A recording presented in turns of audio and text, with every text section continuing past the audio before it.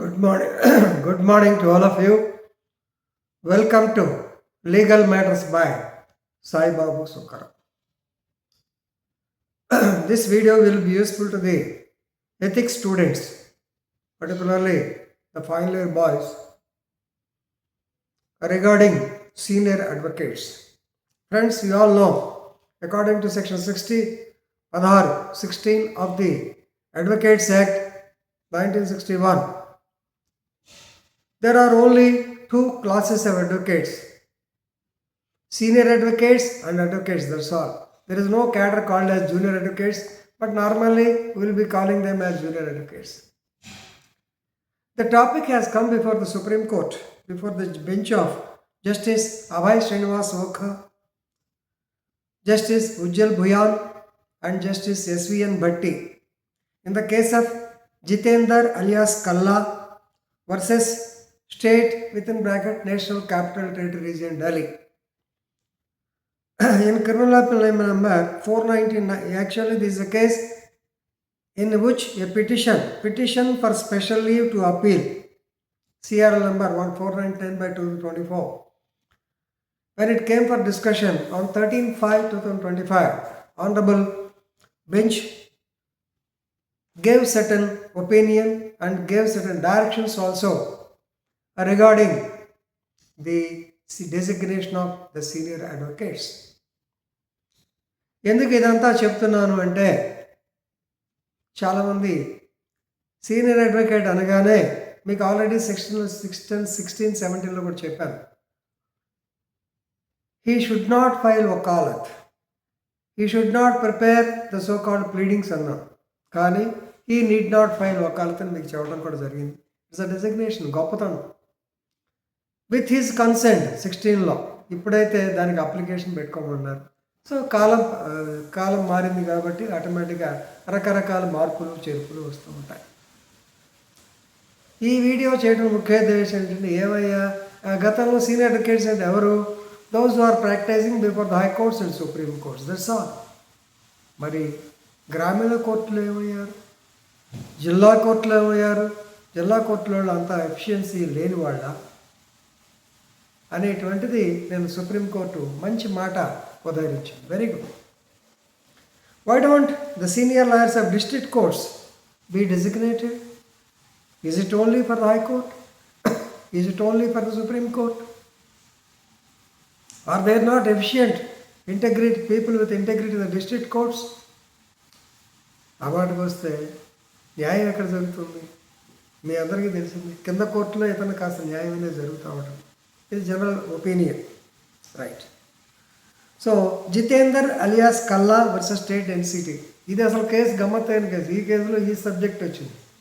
Jitender alias కల్లాలో దొంగ senior advocate అయ్యింది కూడా ఫేక్ ఎఫిడవిట్ ఏదో ఫైల్ చేశారు. జితేందర్ అలియాస్ కల్లా కేసులో ఫేక్ ఎఫిడవిట్ ఫైల్ చేశారని, కొంతమందికి అయితే అసలు మాకు తెలియకుండానే చేశారని లాయర్స్ మీద ఎలిగేషన్స్.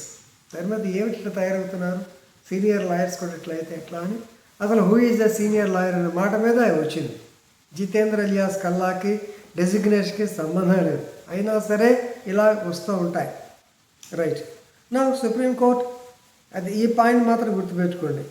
ఎందుకంటే normally not only for the high court and senior supreme court advocates, but they can be designated regarding the district courts also. So somewhere the instructions will come. ఎందుకంటే ఇప్పుడు ఫర్ ఎగ్జాంపుల్ మన నాయకశెట్టి మోహన్ దాస్ గారు కానీ, లేకుంటే present Kripasagar, Kripasagar చనిపోయాడు కానీ, గోవిందయ్య కానీ, వీళ్ళందరినీ they are seniors by age, they are seniors by profession, but they are not designated as senior advocates. అదే హైకోర్టులో మరి వాళ్ళ దాసు గారి అన్న కొడుకే Raviprasad, is a senior advocate. ఏమిటి తేడా? వాళ్ళ అన్న కొడుకు కుర్రాడు, is a senior advocate. So ఈ బాధ లేకుండా జిల్లా కోర్టులో కూడా they should be designated as senior advocates అని ఒక ఉదాహరణ ఇవ్వటం మంచిది, రైట్? సో దీని మీద మళ్ళీ మనం గుర్తుపెట్టుకోవాల్సింది Indira Jaising versus supreme court of India 2017 అనుకుంటాను. ఆవిడ కూడా ఏమిటండి, ఈ డెసిగ్నేషన్లో కొంతమంది జడ్జెస్ రికమెండ్ చేస్తున్నారు, కొంతమంది వాళ్ళు తెలిసిన వాళ్ళకి ఇస్తున్నారు, మిగతా వాళ్ళకి ఇవ్వటం లేదు. There should be some uniform pattern అని చెప్పి గతంలో వేసింది. దాని మీద గత సిజేఐ జస్టిస్ చంద్రచూడ్ గారు ఆయన జడ్జిగా ఉన్న కాలంలో ఒక ప్రొఫార్మా పెట్టారు, ర్యాంకింగ్ పెట్టారు, మార్కులు వేయటం 10 మార్క్స్ అని పెట్టారు. మార్క్ సిస్టమ్ కూడా ఇప్పుడు వద్దన్నారు. సో కొన్ని మార్పులు చేర్పులు చేశారు. ఆ మార్పులు చేర్పులు చూద్దాం ఒకటి. So normally standing at the bar 10 years. ఈ stand is of course it needs no consideration. But 10 years ఉండి ఒక కేసు చేయకపోతే ఏం ఉపయోగం? 10 years ఉండి ఒక జడ్జిమెంట్ కూడా మామూలుగా మార్క్ కాకపోతే ఏం ఉపయోగం? స్టాండింగ్ ఎట్ ది బార్ మీద ఆ క్వశ్చన్ కూడా వేశారు. అలాగే ఇన్కమ్ అనేది తీసేశారు. Income is not at all necessary అన్నారు. గ్రామీణ నుంచి కూడా సీనియర్కి డెసిగ్నేట్ చేయాలని చెప్పి అన్నారు. So standing at a bar దాని మీద ఎబిలిటీ, స్టాండింగ్ మీద మంచి రిలేషన్ ఇచ్చారు. క్వాలిటీస్ ఏమి ఉండాలంటే number 1 integrity. Integrity almost it's called honesty to a person. Respect. The person should yield respect in the society as well in the bar association.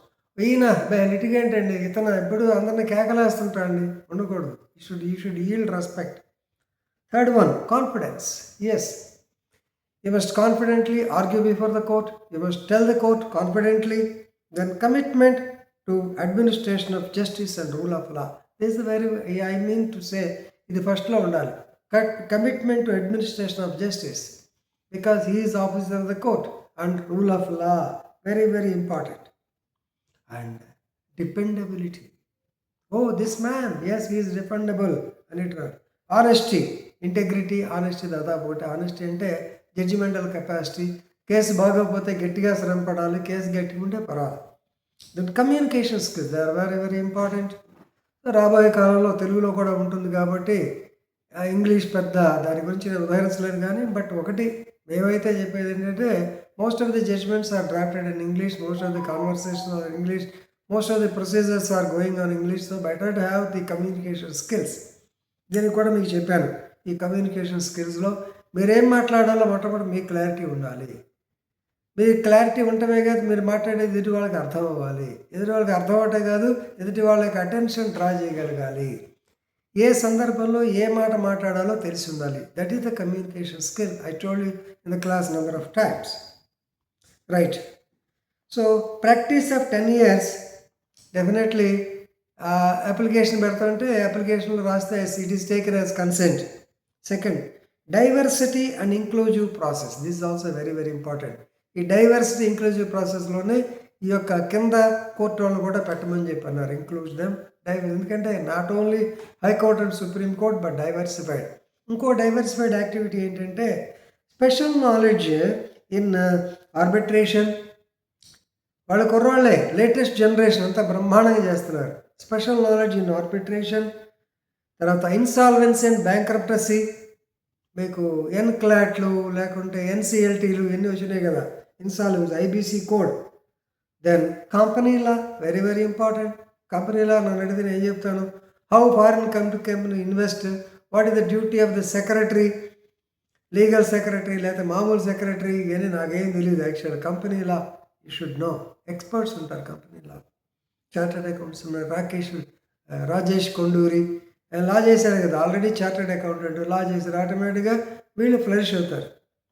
Then advocate, special knowledge law. IP law, intellectual property rights.